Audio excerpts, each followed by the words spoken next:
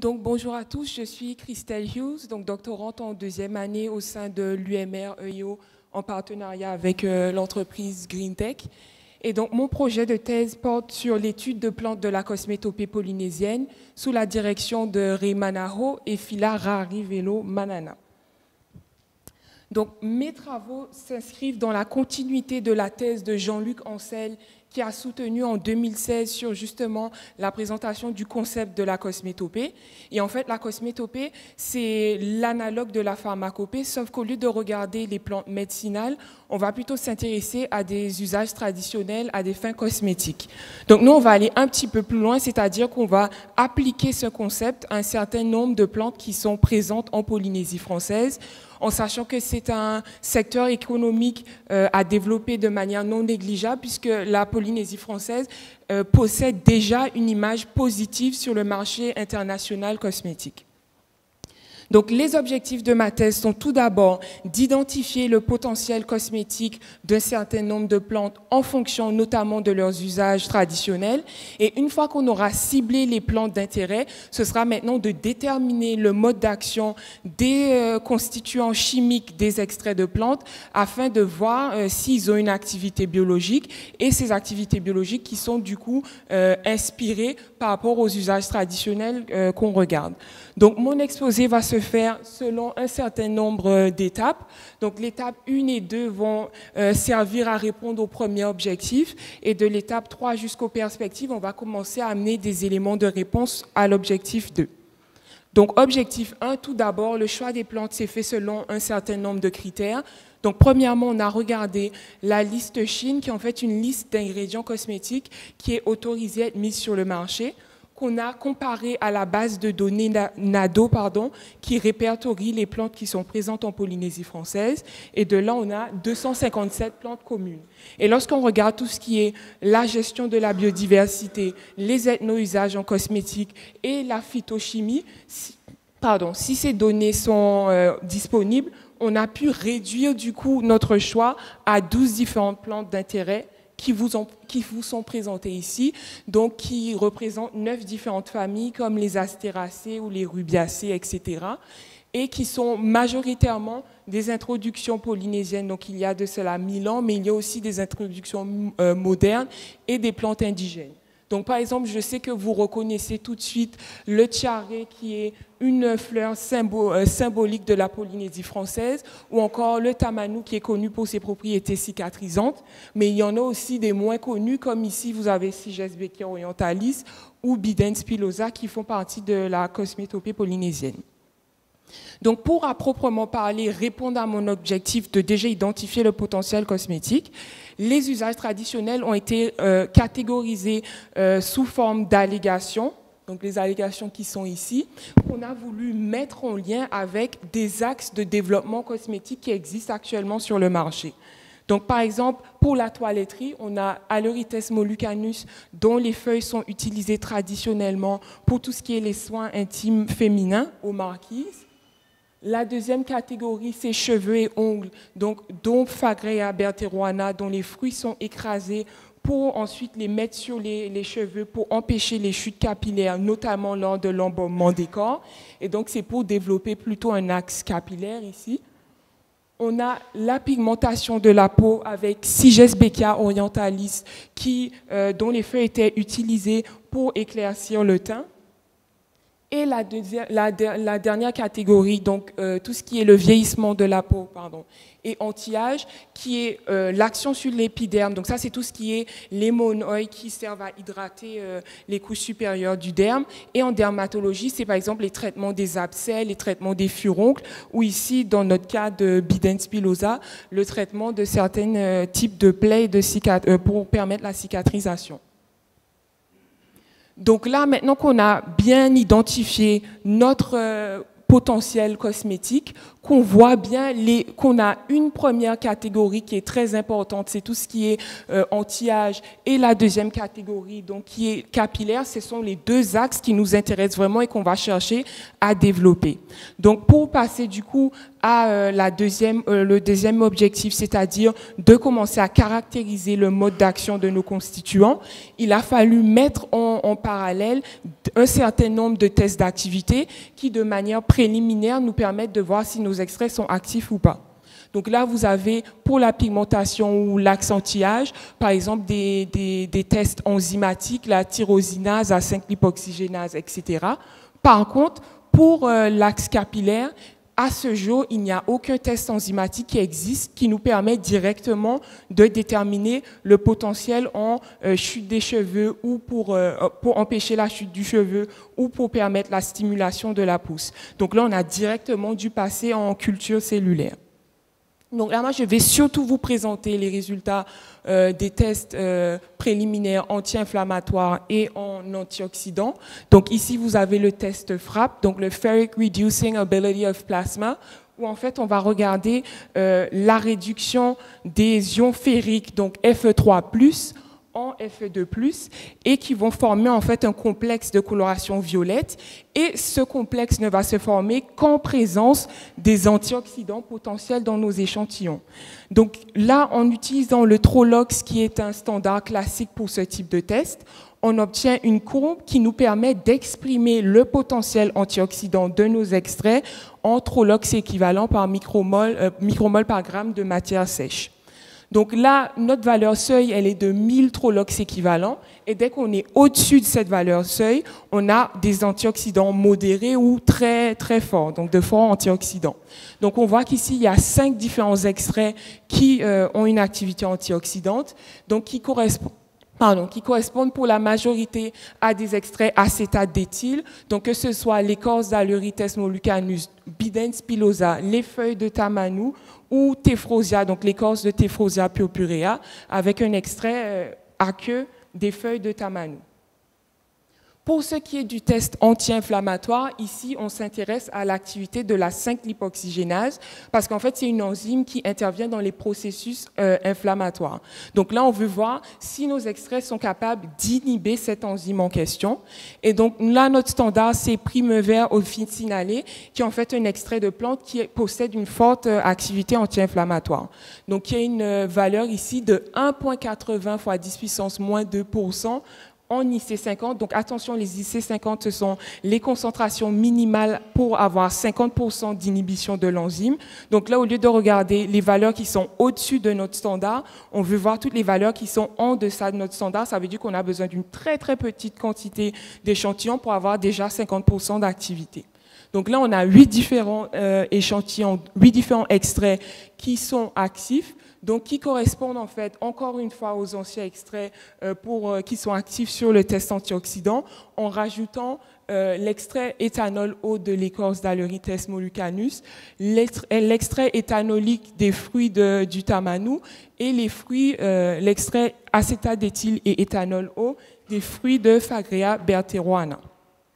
Donc, si on fait le bilan de tous ces tests préliminaires, sur 39 extraits testés au total, on a 8 différents extraits qui sont actifs, qui correspondent à 5 différentes plantes, donc Aleurithes, Bidens, Calophyllum, Phagrea et Tephrosia. Donc, tous les résultats ici présentés depuis le choix des plantes a permis déjà de soumettre un article de type revue. Donc maintenant qu'on a nos extraits actifs, on va proprement parler, passer à tout ce qui est la caractérisation du mode d'action, donc en regardant les tests cellulaires. Donc ici, juste pour rappel rapide, je vous avais dit 2 axes intéressants, axe cheveux, donc avec le tamanou et Phagrea, et l'axe anti-âge avec toutes les plantes qui sont le tamanou, Bidens et Aleurithes mollucanus. Donc, 2 types cellulaires, on a choisi 2 modèles cellulaires pour continuer le travail. Donc, les HFDPC, en fait, ce sont les cellules du derme papillaire, parce qu'en fait, ici, vous avez le follicule pileux, en fait, il n'est pas là, il est ici. Et lorsqu'il y a prolifération du coup des HFDPC, on va avoir la pousse du follicule pileux qui va ensuite donner le poil et donc la pousse du cheveu. Donc c'est pour ça qu'on a utilisé ces cellules qui sont classiquement utilisées pour observer, caractériser le potentiel de pousse du cheveu de nos extraits. Ensuite, pour ce qui est des NHDF, donc les fibroblastes du derme, c'est parce que ce sont des cellules classiques du derme et ça nous permet non seulement de commencer à faire la caractérisation anti-âge, mais en plus de ça, de voir les interactions potentielles entre les cellules du derme avec les cellules à proprement parler du cheveu. Donc, avant d'aller plus loin sur les cibles, il a d'abord fallu être sûr que nos extraits ne présentaient pas une toxicité sur les cellules qui nous intéressaient. Et donc, pour cela, on a regardé le ratio activité par rapport à la cytotoxicité via le test MTT, en fait, qui est un test de viabilité cellulaire. Et en fait, on a exposé nos cellules, donc ici, dans ce cas-là, c'est les NHDF, pendant 24 heures à nos extraits. Donc ça, c'est un set d'expérience. Et pendant 48 heures aussi à notre extrait. Et ensuite, on a rajouté ici le MTT qui est un réactif jaune et il est métabolisé en violet de Formazan ici par les cellules viables, c'est-à-dire que les cellules actives. Donc si nos extraits ont tué nos cellules, on ne va pas avoir du coup cette métabolisation, on ne va pas avoir apparition de cette coloration violette. Donc c'est ce qui est représenté ici. En fait, on a normalisé en fonction de notre contrôle. Donc le contrôle ici, c'est le DMSO. Et le DMSO, c'est le solvant dans lequel on a solubilisé tous nos différents extraits, qu'on a comparé aux différentes concentrations de nos extraits en tant que tels, en sachant qu'on a des concentrations ici qui varient de 100 microgrammes ml et on est descendu jusqu'à 0,2 microgrammes ml pour 24 heures et 0,1 microgramme ml pour les 48 heures. Donc là, ce sont les résultats qui sont présentés pour les extracétates d'éthyle des fruits de Phagrea bertheroana, mais on a fait la même chose pour tous nos 8 extraits d'intérêt. Et là, on voit qu'entre 25 et 100 microgrammes ml, la viabilité cellulaire est meilleure lorsqu'on ajoute nos extraits que par rapport au contrôle, ce qui supposerait en fait qu'il y a une activité peut-être de prolifération, mais ça c'est à vérifier par QPCR, mais peut-être qu'il y a prolifération des cellules, donc un effet bénéfique des extraits sur ce type cellulaire. À 48 heures, on n'observe pas cet effet bénéfique. Par contre, on a des valeurs qui sont à peu près similaires à celles du contrôle, ce qui veut dire qu'en tout cas, il n'y a pas de cytotoxicité. Donc, ce qui veut dire qu'on peut quand même travailler sur ces extraits. Et donc, en regardant les résultats pour nos différents extraits en question, on a ceux-ci qui, justement, on pouvait continuer à travailler dessus. En sachant qu'on a enlevé l'écorce d'Aleurithes mollucanus. Pourquoi? Parce qu'il s'agit de parties non renouvelables et nous, on veut travailler que sur les parties renouvelables, donc c'est-à-dire sur Bidens pilosa, les feuilles de Tamanou et les fruits de Phagrea bertheroana. Donc maintenant, une fois qu'on a vu que nos extraits ils sont actifs, qu'on a compris qu'on peut continuer à travailler sur les modèles cellulaires qui nous intéressent, il faut vraiment commencer la caractérisation du mode d'action et voir à quel niveau est-ce que nos extraits agissent. Vous allez devoir conclure, mademoiselle. Il va falloir conclure, s'il vous plaît. D'accord, pas de souci. Donc, est-ce que c'est au niveau des phases, donc en sachant que la phase anagène, c'est la phase où il y a prolifération des cellules, ou en maintenant cette phase, ou au niveau des cibles cellulaires, où est-ce que ça agit? En sachant qu'en parallèle, on fait aussi la caractérisation chimique de tous les extraits pour relier les constituants chimiques à l'activité biologique et commencer à expliquer les mécanismes que l'on regarde. Donc, je souhaite remercier toutes les personnes qui ont participé au travail jusqu'ici et je vous remercie vous aussi pour votre attention.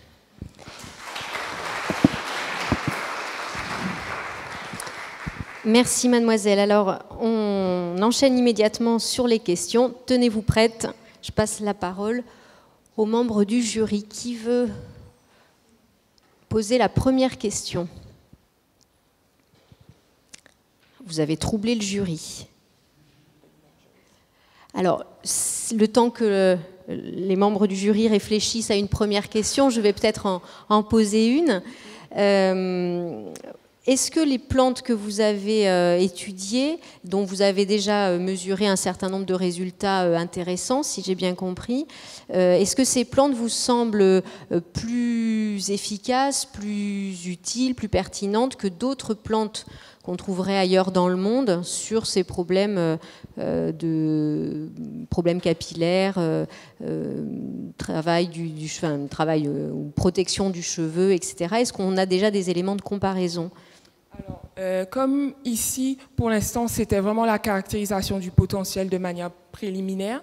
Il y a déjà des travaux en QPCR qui ont commencé, mais il faut que je continue donc le travail. Donc c'est pour ça que c'est pas présenté, en sachant que du coup, en fait, on fait pas réellement une comparaison à proprement parler des extraits ici ou des plantes ici par rapport aux autres plantes, en sachant que justement ce qu'on essaie de valoriser, c'est le savoir traditionnel, donc la cosmétopée polynésienne, et donc c'est-à-dire que chaque région peut justement apporter, elle, une différente approche, en sachant que, par exemple, ici, moi, pour l'instant, je ne sais pas exactement à quel niveau est-ce que les extraits vont réagir. Donc, c'est-à-dire qu'il y a des extraits qui existent déjà, qui vont agir au niveau, par exemple, de la voie de signalisation, comme je l'ai dit, ici, par exemple, qui vont agir au niveau de disons, la voie Wnt, qui vont, par exemple, permettre la production de bêta-caténine. Donc ça, c'est un type d'activité.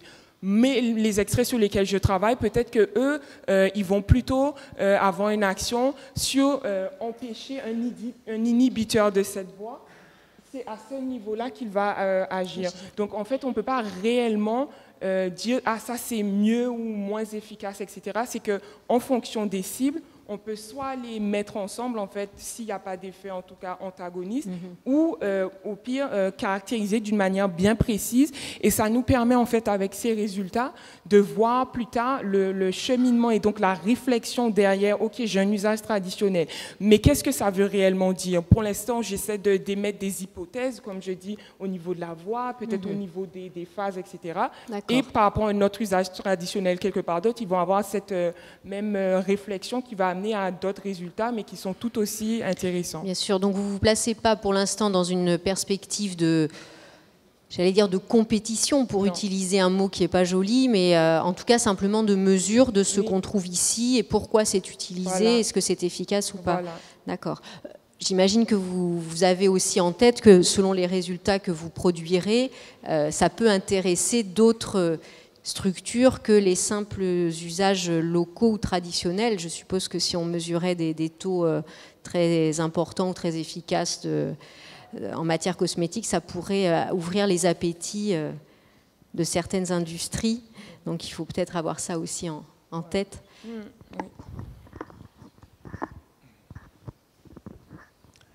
Merci pour votre présentation. Mais justement, j'ai une question qui rebondit sur la dernière remarque. Vous avez publié, enfin vous avez soumis, pardon, un article. Est-ce que vous avez fait attention j'allais dire, à toutes les potentialités de valorisation en termes de brevets, par exemple? Est-ce que, si c'est le cas, est-ce qu'il y a un risque à publier ce type d'article avant même qu'il soit protégé, que vos résultats soient protégés? Et deuxième aspect de la question, alors je ne suis pas du tout un spécialiste, hein, donc ce n'est pas du tout un piège que je vous pose. Est-ce que, j'imagine que vous avez dû suivre des procédures un peu particulières en relation avec la propriété intellectuelle, le protocole de Nagoya, etc. Vous pouvez nous en dire un petit peu plus là-dessus? Oui, du coup, en fait, je pense que vous parlez aussi du protocole de Nagoya, l'APA, etc. Oui, c'est ça. Oui, donc en fait, pour les extraits en question, avec l'APA, on a 3 différents volets, on va dire, importants. C'est la ressource génétique. Alors, c'est la ressource génétique, c'est la matière végétale et c'est le savoir traditionnel. Donc, pour ce qui est de la ressource génétique, nous, on n'a pas l'intention de faire tout ce qui est des caractérisations génomiques ou quoi que ce soit sur les différents extraits sur lesquels on travaille. Donc, ça élimine ce paramètre. Pour ce qui est le matériel végétal, toutes les plantes qui ont été présentées ici, elles ont déjà été communiquées à la DIREN, donc qui est au courant des plantes sur lesquelles on travaille, donc qui savent qu'on est en train de les collecter, en sachant que dès qu'on envoie les extraits, on passe toujours par le service phytosanitaire pour qu'ils sachent non seulement la matière végétale qu'on a collectée, mais quels sont les extraits qu'on a collectés, en quelle quantité, etc., etc. Et pour l'aspect savoir traditionnel, c'est celui qui est le plus délicat, parce que comme en ce moment, il n'y a pas vraiment de cadre juridique ou légal qui nous permet de savoir vers qui se tourner, parce que par exemple, à l'Eurites mollucanus, c'est les marquisiens qui l'utilisent. Donc, est-ce qu'il faut se tourner vers l'académie marquisienne? Est-ce qu'il faut se tourner vers des praticiens marquisiens, etc. Donc, pour l'instant, ce qui a été fait, c'est que GreenTech, donc l'entreprise avec laquelle je travaille, ils ont voulu faire une réunion avec nous, en fait, pour discuter. Bon, OK, vous nous avez présenté un certain nombre de savoirs traditionnels. On va, en fait, normalement, eux, de leur côté, ils ont contacté le Haut Commissariat, normalement, de la Polynésie française pour savoir quelles sont les attitudes à adopter par rapport à ça. Mais pour l'instant, tant que le cadre légal, juridique n'est pas proprement posé, on ne peut pas réellement savoir dans quelle mesure, en tout cas pour les savoirs traditionnels, comment est-ce qu'on peut commencer à répondre à cette question, en sachant que pour l'instant, par rapport à ça, il n'y a aucun brevet qui a l'intention d'être déposé, puisqu'on est un peu dans le flou, on ne sait pas exactement comment réguler cet aspect de la thèse. Voilà. Je n'ai pas une question, mais plutôt un petit commentaire. Bon, ta présentation était travaillée, hein, ton discours était maîtrisé. Par contre, je pense, comme tu es en deuxième année, hein, je te le dis et qu'on aura le plaisir de t'écouter à nouveau l'année prochaine, tu as un petit peu échoué à vulgariser ta présentation, ce qui explique d'ailleurs, à mon avis, le déficit de questions de la part des membres du jury. N'oublie pas nous sommes un jury pluridisciplinaire, on n'est pas tous des chimistes. Donc, essaie l'année prochaine de vulgariser un petit peu plus ton discours et faire également en sorte de ne pas trop en dire. Hein, d'aller à l'essentiel, parce que tu as dépassé ton temps de parole, alors que tu parlais vite. Hein. Donc voilà. Donc c'est juste des petits commentaires pour l'année prochaine, on va dire. Oui, voilà. Merci. Bonjour, merci pour ta présentation. Si on se place dans une perspective de valorisation des ressources naturelles locales, est-ce que tu pourrais nous parler de différents types d'extraction qui pourraient être menées avec les ressources que tu viens de citer ? Du coup, les extractions en question que j'ai menées, c'était des extractions en fait sous forme de macération pendant 12 heures. Donc c'est très simple, on prend la matière végétale et on la met avec le solvant en question. Donc que ce soit, moi j'ai fait acétate d'éthyle, éthanol, eau et eau.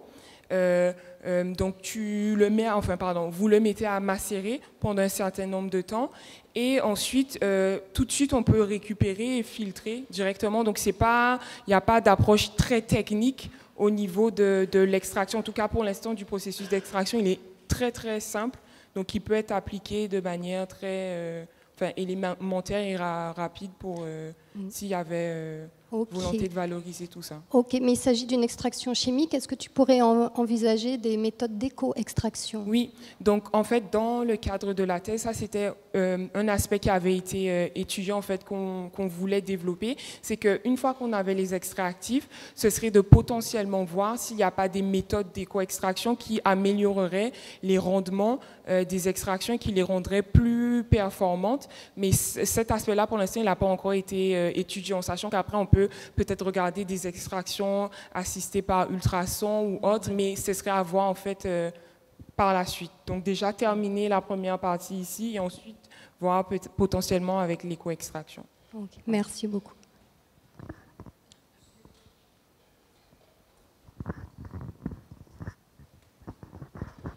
Oui, je rejoins Alban sur sa remarque. Je pense que tu maîtrises bien ton sujet, mais tu veux faire passer trop d'informations, notamment techniques, et donc tu parles très vite, et ça devient difficile à suivre pour un public non averti.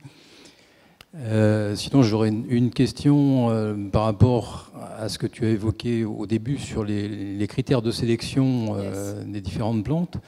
En dehors de ce que tu as déjà énoncé, est-ce que tu as tenu compte de la disponibilité de ces plantes en vue d'une exploitation, puisque bon, le sujet est très orienté sur des applications qui débouchent sur une utilisation industrielle.